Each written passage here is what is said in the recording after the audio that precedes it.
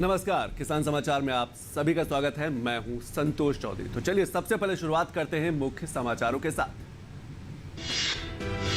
भारतीय खाद्य निगम के कार्यकारी निदेशक आरडी नजीम ने कहा कि केंद्र सरकार को देश सार्वजनिक वितरण प्रणाली के तहत लोगों को अच्छी क्वालिटी का खाद्यान्न उपलब्ध कराना है सरकार का मकसद।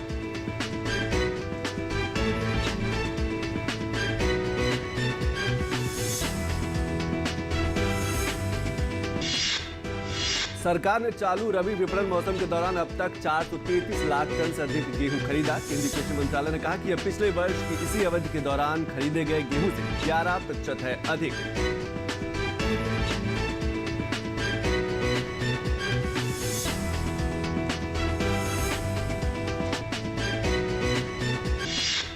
बिहार कृषि विश्वविद्यालय भागलपुर के वैज्ञानिकों ने अमरूद की एक अनोखी किस्म काला अमरूद को किया विकसित। प्रचुर मात्रा में ऑक्सीकरण रोधी खनिज और विटामिन है इस किस्म में।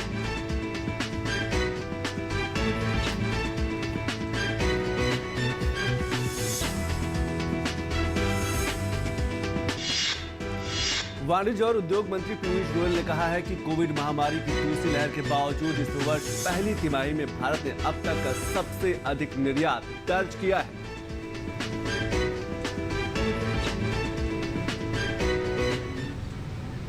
और अब खबरें विस्तार से। पीएमजीकेवाई भारतीय खाद्य निगम के कार्यकारी निदेशक आरडी नजीम ने कहा कि केंद्र सरकार का उद्देश्य सार्वजनिक वितरण प्रणाली के तहत लोगों को अच्छी क्वालिटी का खाद्यान्न उपलब्ध कराना है ताकि महामारी के दौरान कोई भूखा न रहे। चेन्नई में पत्रकारों से बातचीत में उन्होंने कहा कि केंद्र ने पिछले वर्ष अप्रैल से नवंबर की अवधि में तमिलनाडु को 1 करोड़ 12 लाख अतिरिक्त खाद्यान्न उपलब्ध कराया।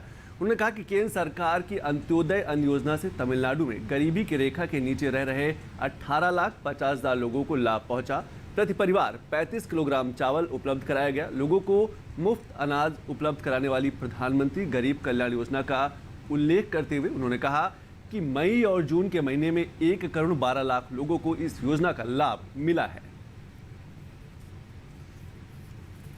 और सरकार ने चालू रबी विपणन मौसम के दौरान अब तक 433 लाख टन से अधिक गेहूं खरीदा है। केंद्रीय कृषि मंत्रालय ने कहा कि यह पिछले वर्ष की इसी अवधि के दौरान खरीदे गए गेहूं से 11.82% अधिक है। चालू विपणन अभियान से 49 लाख से अधिक किसान लाभान्वित हो चुके हैं। किसानों से न्यूनतम समर्थन मूल्य पर 85,581 करोड़ रुपए की गेहूं की खरीद की गई है। सरकार ने अपनी नोडल एजेंसियों के माध्यम से मूंग, उड़द, तूर, चना, मसूर, मूंगफली, सूरजमुखी के बीज, सरसों बीज और सोयाबीन को 9,84,000 टन से भी अधिक की उन्होंने खरीदारी की है। मंत्रालय ने यह भी बताया कि तमिलनाडु, कर्नाटक, आंध्र प्रदेश, मध्य प्रदेश, महाराष्ट्र, गुजरात, उत्तर प्रदेश, तेलंगाना, हरियाणा, ओडिशा और राजस्थान के 6 लाख से भी अधिक किसान इससे सीधे तौर पर लाभान्वित हो चुके हैं। और परंपरागत रूप से कश्मीर और हिमाचल प्रदेश जैसी जलवायु में पैदा होता है, लेकिन युवा किसान वहां के चंद्रकांत यालिस ने महाराष्ट्र के नासिक जिले में सेब उगाने का एक नया प्रयोग किया है। आज बाजार में उन्हें इस सेब की अच्छी कीमत भी मिल रही है। नासिक को हालांकि अंगूर जैसे उत्पादों की बागवानी के लिए जाना जाता है, लेकिन वहां के कई किसान अन्य फल उगाकर नए नए प्रयोग कर रहे हैं। चंद्रकांत से पहले भी इस क्षेत्र में कई किसान सेब उगा चुके हैं, लेकिन उनकी गुणवत्ता इतनी अच्छी नहीं थी। चंद्रकांत ने हिमाचल प्रदेश और कश्मीर के विशेषज्ञों की राय भी ली। उन्होंने हिमाचल प्रदेश से सेब की हरमन 99 किस्म की 150 पौध लाकर अपने बाग में लगाई। इससे अच्छी किस्म का सेब पैदा हुआ जिसका वजन 150 से 200 ग्राम था। चंद्रकांत की इस सफलता से क्षेत्र के अन्य किसान भी प्रोत्साहित हुए और उन्होंने सेब उगाने की नई तकनीक अपनाई है। चंद्रकांत ने आकाशवाणी को अपने इस प्रयोग के बारे में भी विस्तार से बताया था। केंद्रीय गृह मंत्री अमित शाह ने कृषि अवसंरचना कोष के तहत वित्त पोषण की केंद्र योजना में संशोधन की मंजूरी देने के प्रधानमंत्री नरेंद्र मोदी के निर्णय का स्वागत किया है। उन्होंने कहा कि इस फैसले से राज्य एजेंसियों, समितियों, राष्ट्रीय और राज्य सहकारिता संघों, स्वयं सहायता समूह और किसान उत्पादक संगठनों को कृषि अवसंरचना कोष में शामिल कर लिया गया है। इसमें ब्याज सहायता योजना और अधिकतम 25 परियोजनाओं के लिए प्रत्येक परियोजना में 2 करोड़ रुपए तक की ऋण गारंटी की व्यवस्था भी की गई है।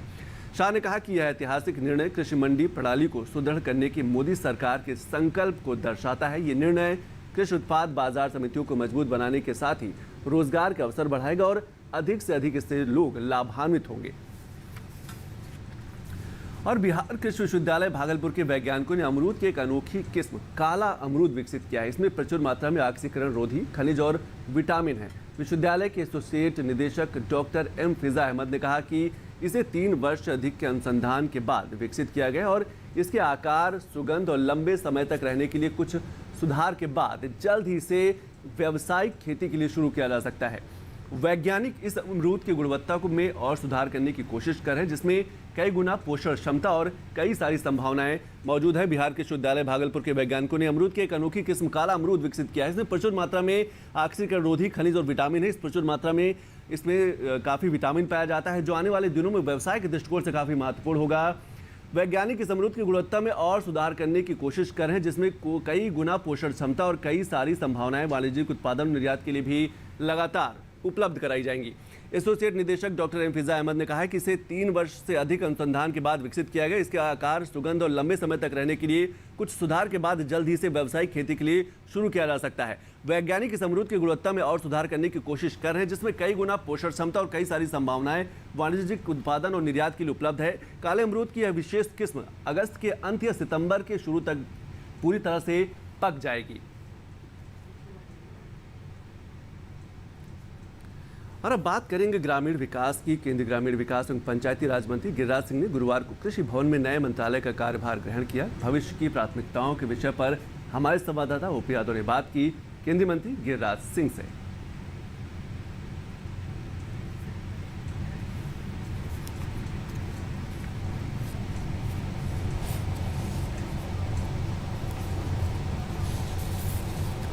प्रधानमंत्री नरेंद्र मोदी के नेतृत्व में एनडीए सरकार के दूसरे कार्यकाल के पहले विस्तार में बिहार से लोकसभा सांसद और केंद्रीय मंत्री गिरिराज सिंह जी का विभाग बदल के उनको ग्रामीण विकास और पंचायती राज मंत्रालय की बड़ी जिम्मेदारी मिली है।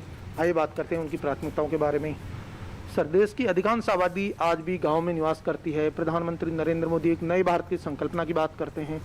ग्रामीण भारत के जरिए नए भारत की संकल्पना को साकार करने के लिए आप भविष्य में किस तरह की कार्य योजना लेकर चलेंगे?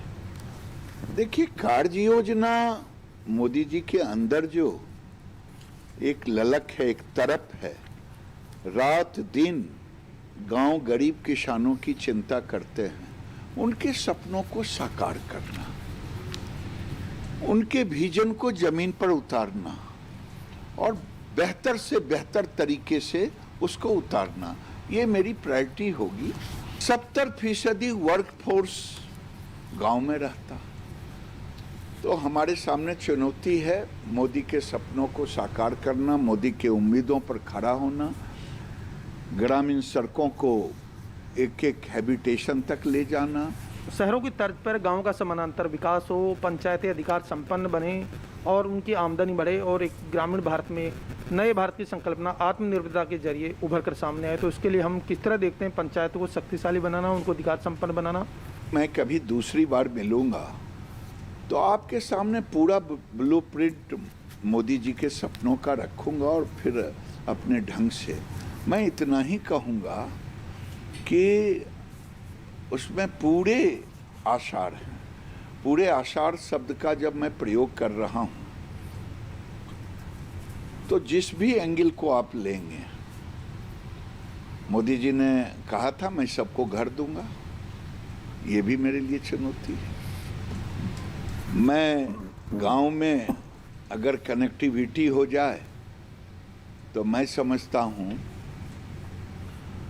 कि गांव का एक बहुत बड़ा कनेक्टिविटी, सड़क की कनेक्टिविटी, टेक्नोलॉजी की कनेक्टिविटी, बिजली की कनेक्टिविटी अपनी चुनौती थी गांवों में बिजली देना। तो ये सब मिलाकर के विकास गांव का होना, एक ऐसा गांव जो आज मैंने कहा कि शहरों का विकास 32% की दर से वृद्धि हो रही है जनसंख्या में और गांव में 12% की।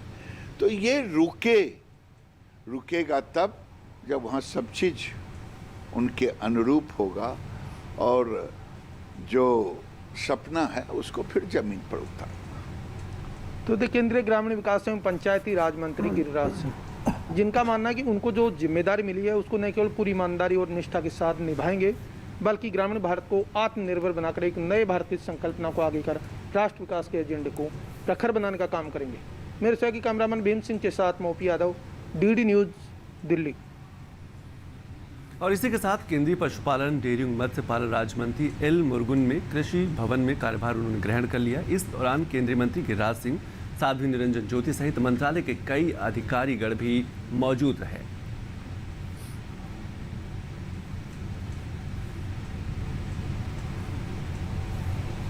मंत्रालय की नई जिम्मेदारी और भविष्य की कार्य योजना के विषय पर हमारे संवाददाता ओपी यादव ने बात की केंद्रीय राज्य मंत्री एल मुरुगन से।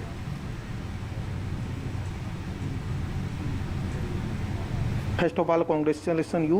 What is your comment for next coming days as a development plan? First of all, I want to congratulate to Honorable Prime Minister of Shri Narendra Modi ji to give me this opportunity to serve Tamil Nadu and Tamil people. See, Tamil Nadu is very huge potential for the fisheries. Almost nearly 700, more than 700 kilometers are fisheries area is covering. So the fishery development is also, Tamil Nadu is the pioneer state, and fishery product, animal husbandry and dairy products is Tamil Nadu is very good potential. So I'm going to do my best service to Tamil Nadu and Tamil Makkal. The sea coastal areas peoples are basically depends on the fisheries and aquaculture, and the Prime Minister Matsya Sampada scheme is very beneficial for those people. How we can implement this scheme for those people which are getting benefits and suffering from cyclone and other effects? See, already our government is taking care of the fishermen's welfare and fisher products also. So our main focus is to develop the fishery. I take the charge, and we are going to take up more reviews. And already Tamil Nadu is pioneer. So, and fishery is also very huge area, eastern side and western side. So the fishery is the main potential. Our country has to get, if in import we can get more employment. और केंद्रीय मंत्रिमंडल में बतौर कृषि और किसान कल्याण राज्य मंत्री कर्नाटक के उडुपी चिकमंगलूर से लोकसभा सांसद शोभा करांदलाजे ने भी कृषि भवन में अपना कार्यभार संभाला। कार्यभार लेने से पहले उन्होंने पारंपरिक तरीके से लोकरीत व विधि विधान के तहत दक्षिण भारतीय परंपरा से पूजा अर्चना की। इस दौरान उनके परिजन सहित अन्य विशिष्ट लोग भी उपस्थित रहे।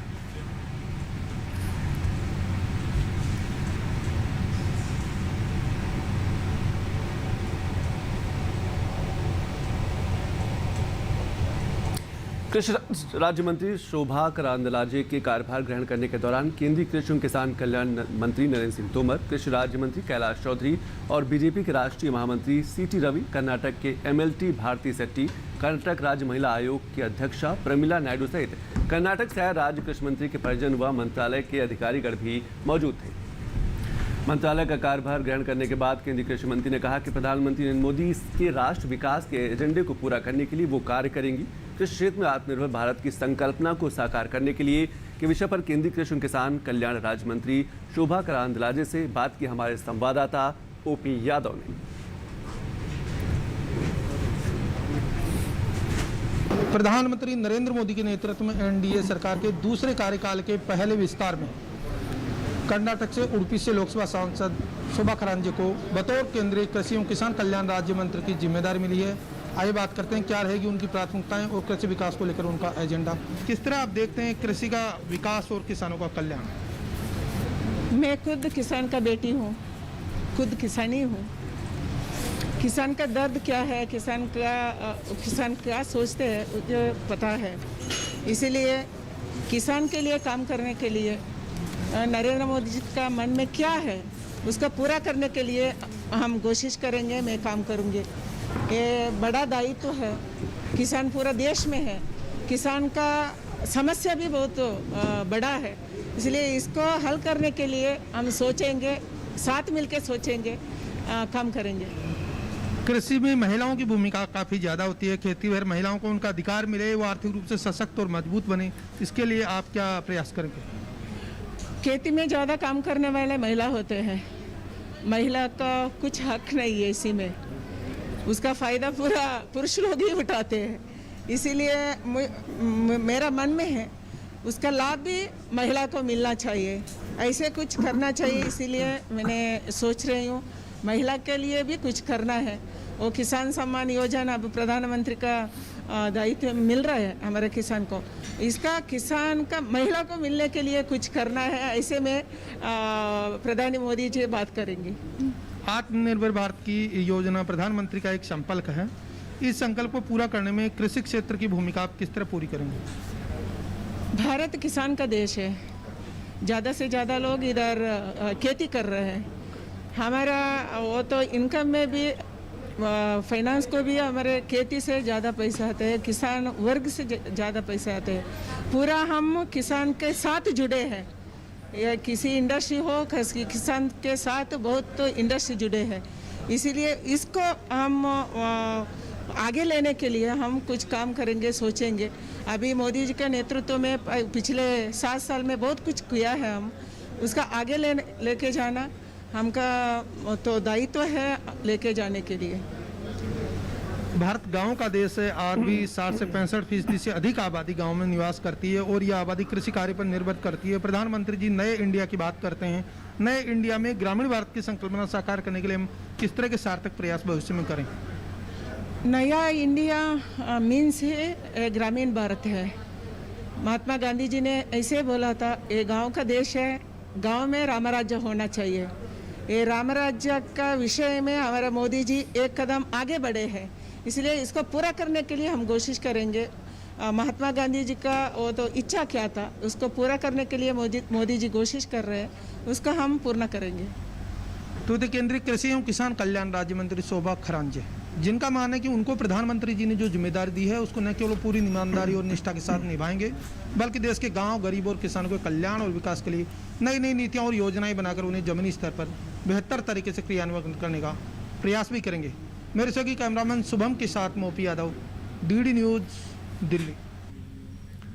और अब बात केरल की करते हैं। केरल में बलरामपुर को बुनाई कारीगरों के रूप में जाना जाता है। यहाँ पर 2000 से अधिक शिल्पकार हुआ करते थे, लेकिन अब इनकी संख्या घटकर 500 रह गई। केरल में बलरामपुर को बुनाई कारीगरों के रूप में काफ़ी प्रसिद्ध है। यहाँ पर 2000 से अधिक शिल्पकार हुआ करते थे, लेकिन अब इनकी संख्या धीरे धीरे घट रही है। 51 वर्षीय जयराजन सी पिछले 30 वर्षों से अधिक समय से बुनकर हैं। उनके अधीन 120 पारंपरिक बुनकर कार्य कर रहे हैं। इसके साथ साथ लेकिन कोविड महामारी के दौरान पिछले 2 वर्षों से इनकी बिक्री भी काफ़ी प्रभावित हुई है। अमेरिका के कई प्रवासी मलयाली संघ बलरामपुर के हथकरघा उद्योग के कारीगरों की सहायता करने के लिए लगातार आगे आए हैं, इनका समर्थन कर रहे हैं। Centre for innovation in science and social action यानी कि CISSA के माध्यम से ओणम त्योहार के दौरान छोटे बुनकरों को अमेरिका में काफ़ी निर्यात किया जाएगा।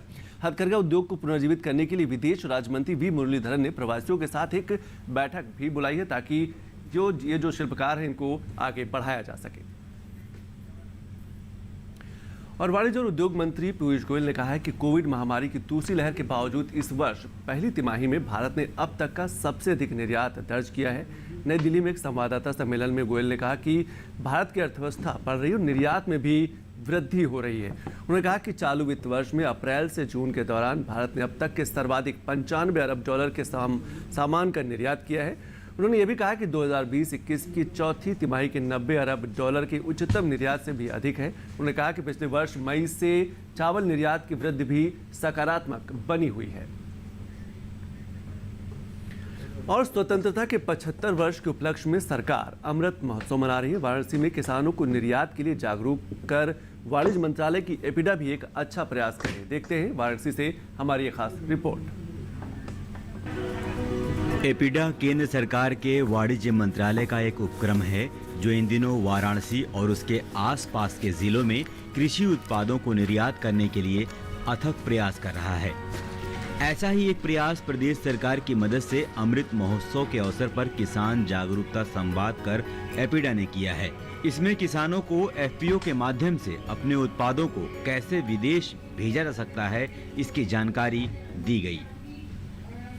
Varanasi cluster development model is one of the most important and critical model being developed by APEDA in association with the government of Uttar Pradesh, and other government institution. So it is heartening to know from Banaras Varanasi International Airport, so many producers are being exported to different destinations from Middle East to Europe and to good number of like the Southeast Asian countries also. Uttar Pradesh सरकार भी इसमें किसानों के लिए कई कार्य कर रही है, जिसमें किसान अपने उत्पाद की पैकेजिंग कर अपने एफपीओ को मिले निर्यात लाइसेंस से निर्यात कर अपनी आय बढ़ा सकें। कैसे हम लोग क्वालिटी में इम्प्रूवमेंट करें, कैसे इम्प्रूव्ड सीड क्वालिटी का हम लोग हेल्प लें, कैसे हम लोग अपने ब्रांडिंग उसको बढ़ाएं, कैसे एंटरप्रेन्योरशिप बढ़ाएं। आपको मैं अवगत कराना चाहूँगा कि अभी हम लोग ने कुछ हमारे 6 ऐसे एफपीओज हैं, उनको हम लोगों ने उन्हीं को एक्सपोर्ट लाइसेंस प्रदान किया है कि अब उन लोगों को बाहर के एक्सपोर्टर्स पर निर्भर नहीं रहना चाहेगा। वो चाहते हैं तो सीधे विदेशों में एक्सपोर्ट कर सकते हैं। उसके साथ साथ हम लोग यहाँ वाराणसी का सबसे पहला महिला एफपीओ जो सारे महिला पदाधिकारी हैं उनका उसका भी गठन किया है। सरकार के प्रयास और इस अमृत महोत्सव संवाद से किसान भी काफी खुश हैं और उम्मीद जता रहे हैं कि इससे इनके उत्पाद को सही मूल्य मिल सकेगा।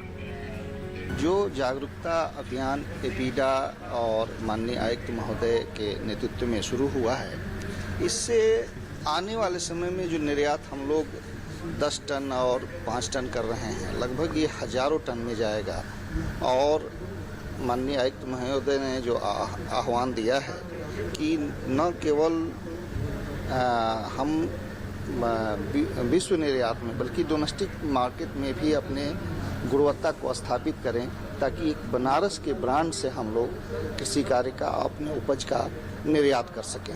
एपिडा के जो एक्सपोर्ट जागरूकता अभियान है उसमें हमारे किसान भी आए हुए हैं और इस जागरूकता अभियान से हम अपने किसानों को और आसपास के जनपद के किसानों को ये बतलाना चाहते हैं कि जिस तरीके से हमने अपने लंगड़े आम का एक्सपोर्ट किया, उसके साथ साथ इस बार हम लोगों ने अपने चौसे का किया है और आने वाले भविष्य में हम अपने रामकेड़े जो अचार का आम है उसको देश विदेश में पहुंचाना चाहते हैं, जिसमें एपिडा का सहयोग है। हम लोग जो है देसी घी है, गाय का घी, और उसके साथ जो यहाँ पे देसी फल होते हैं जैसे महुआ है और जो हमारे मोटे अनाज है उससे हम लोग बिस्किट्स बना रहे हैं। और यहाँ पे हम लोग आए हैं तो एक्सपोर्ट के जानकारी लेने के लिए एपिडा से हमें बुलाया गया था और हम लोग एपिडा में रजिस्टर कर रहे हैं अपने संस्था को और आगे इसको हम लोग विदेश तक ले जाना चाहते हैं। सरकार की संस्थाओं के इस तरह के प्रयास किसानों की आय तो बढ़ा ही रहे हैं, सरकार के आत्मनिर्भर भारत अभियान को भी मजबूती दे रहे हैं। जिला प्रशासन और ये जो किसान हैं, तीनों का मिलना अपने आप में जो निर्यात करने की व्यवस्था है, जो उत्साह है, ये तीनों जब मिल के एक दूसरे को बताएंगे, वो प्रयास यहाँ पर दिखाई दे रहा है। क्योंकि किसानों में भारी उत्साह है और वो चाहते हैं कि उनका उत्पाद विदेशों तक जाए। ऐसी व्यवस्था सरकार कर रही है, मजबूत व्यवस्था है वाराणसी में कि पूरे पूर्वांचल के किसानों को इसका लाभ मिले। कैमरा पर्सन मनीष सिंह के साथ doctor Harkesh Bahadur Singh Gautam, DD news, Varanasi. तो इन्हीं खबरों के साथ किसान समाचार में अभी बस इतना ही। नमस्कार।